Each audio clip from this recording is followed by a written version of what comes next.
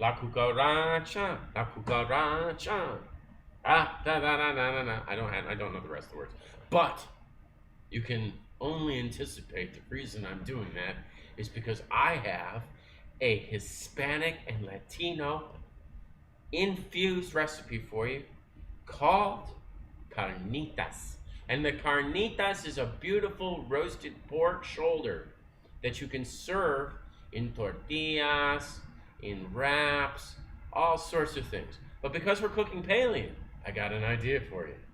You're going to be able to make your own carnitas in lettuce. So let's go ahead and make a traditional Hispanic influenced dish, the carnitas, but we're going to make it Paleo style.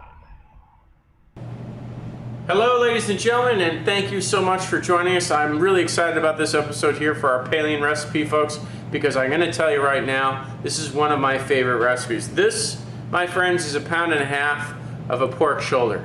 And you can tell it's a pork shoulder because you see on one side there's a lot of good fat there, but then, or meat there rather, and then on the other side you're going to see a lot of fat. And the reason for that is the shoulder, as well as a lot of other areas of the pig, have a lot of fat.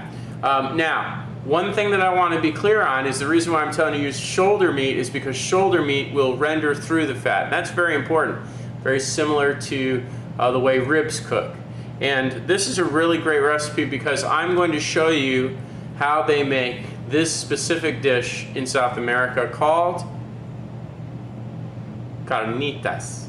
And carnitas is a slow-cooked pork that they season and they blend and they serve usually with either arroz, which is rice, or they'll sear it with azul, which is either a soup broth with corn, or pasoch, which is a stew with vegetables in it. So we're going to just make the carnitas, and I'm going to leave it to your imagination as to what you'd like to serve with it. Of course, if you're Paleo, you wouldn't be eating rice, so what we will do with this one is we're going to serve this with a great salad and just, you know, put some typical South American salsa salad on top of it and serve it with a little bit of guacamole because we do have some guacamole. And I'll get to that in just a second. Right now, let's get busy with this pork. Now, first thing you need to do is bring out the Big Mama. This is what I call the Big Mama. I got a big butcher knife here. The reason why is because you're going to be cutting through meat. You don't want to have smaller knives because they'll slip and you'll cut yourself. So I'm using the Big Mama. The way I'm going to cut this is I'm just going to go ahead and cube it. So I'm going to put a little slice in the beginning like that, another little slice in the beginning like that, and I'm going to get an idea how I'm going to cube all this up. Now I've got a piece of a bone there, right there. That's a knuckle bone right there. So I'm going to cut that out. You want to make sure that when you go to the store and get this pork meat, that you get something that's got no bone in it. And this doesn't have bone, it doesn't have the shoulder bone in it, but that was a part of it. So get rid of all that stuff before you start you're cutting your meat, because you will cut yourself. Okay, so I'm gonna just cut right through that pre-made cut I just did, right there. It's like a pork chop, doesn't it, huh? Looks like I just made a pork chop. Nah, I didn't, because it's not tenderloin, but it looks that way, right? Okay. And the next cut right here. Now you want to keep all the skin and all the fat that's on the top here. Don't get rid of it because you need it for this recipe. Okay, so I got 3 pieces now. I'm going to go ahead and start cubing this up. So you want them in roughly about 1-inch cubes, like that.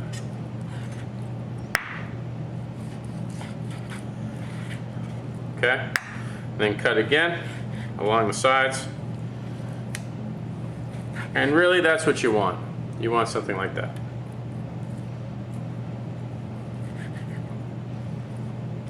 Now while we're doing this, you should have a pot of water on the boil on the stove, so that by the time we're done with this, we can put all of this into the pot.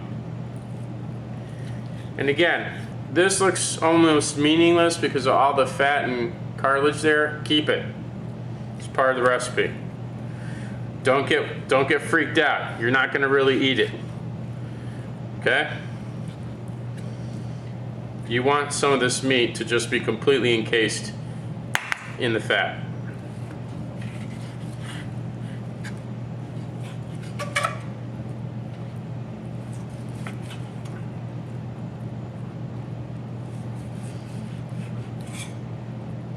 Again, if you find any cartilage or bones, cut them out before you cook this because you don't want anyone biting down on this. All right? Okay. We are ready to rock and roll. We have our meat that's cubed. Now, for those of you Palean people who can't use salt, do not use salt. But if salt is an option for you, just season it with salt like so. You only need about a teaspoon of salt. I always use kosher salt because kosher salt goes so much better in the water, and it has a very diluted flavor. Plus, its sodium content's a lot lower than iodine salt, or iodized salt. All right, we're gonna get ready and go ahead and put this in the pot. All right, ladies and gentlemen, I now have a rapid boiling pot of water here, and I'm just gonna go ahead and easily slide in that pork into the water. Okay, gang, so now we've got our pork all separated here. It's okay if it touches each other, and if you want to add some extra stuff into this, like cloves of garlic or peppers or any of those things, this is not the stage to do it, because this pork now is going to go ahead and cook in this water for about 3 to 4 hours. So I'm going to put the lid over the pot, make sure it's on its lowest simmer point, and every so often I'm going to come back and check and see if I need to add any more liquid. But for the most part, after the last hour, you shouldn't be adding any liquid to this, because the whole idea of cooking the carnitas is to slow cook it and then allow that fat I was telling you to leave with the pork to be the remaining way of cooking it, almost like if it was frying in a saute pan. So you'll see what I'm saying once we get finished with this step. I'll see you in 3 hours. Alright, we're going to check up on this pork now and see how it's doing. We're about an hour and a half into it, so we're about halfway. And you can see right now the meat is starting to get a little loose. The fat is beginning to melt. And the water's reducing. So we're in good shape. We're going to give it another hour and a half, and it should be right down to the fat, and it should start having fat cooking it. Okay, we got about 20 minutes to go here, and we should see the pork cooking in the fat, and we do. Show what I'm talking about. It's just nothing but fat down there, and that's why you wanted all that fat in the pot. So now you're just going to turn the pork around like I am right now, and just getting it braised on the other side. The pork will fall literally apart when you grab it, so be careful. You don't want to bust it up too much yet, because we want to cook the other side. Okay? So turn the rest of them around, let it simmer for about another 5 minutes. At this point, you need to really watch it because you don't want to burn it. And then we're going to go to the next and final phase of the carnitas. And then we're going to go to the next and final phase of carnitas. Alright, ladies and gentlemen, we're going to go ahead and pull out the pork now. You can see it's already just falling apart.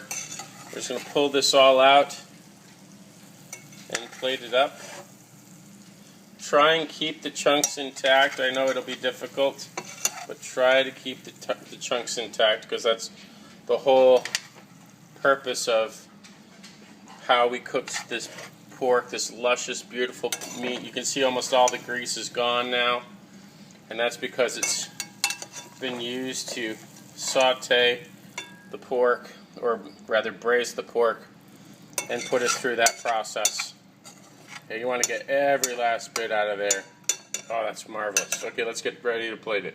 And there it is, ladies and gentlemen. We have just a beautiful plate here of carnitas. And what we're going to do here is going to put a few green lettuce leaves to use as taco shells instead of flour tortillas, because as Paleans all know, we can't eat that. And I'm also going to put a little guacamole on it. So let's just do that, just to finish this beautiful plate off. Look at that. Isn't that gorgeous? And there it is, folks. A couple nice pieces of leaf lettuce to make your carnitas in, and put your carnitas inside the lettuce leaf with a little bit of guacamole. I'm going to squeeze this lime just around all the wonderful slow-cooked pork, and just serve that on the top as a squeeze. And there you have it. Your authentic carnitas served Italian style. Enjoy.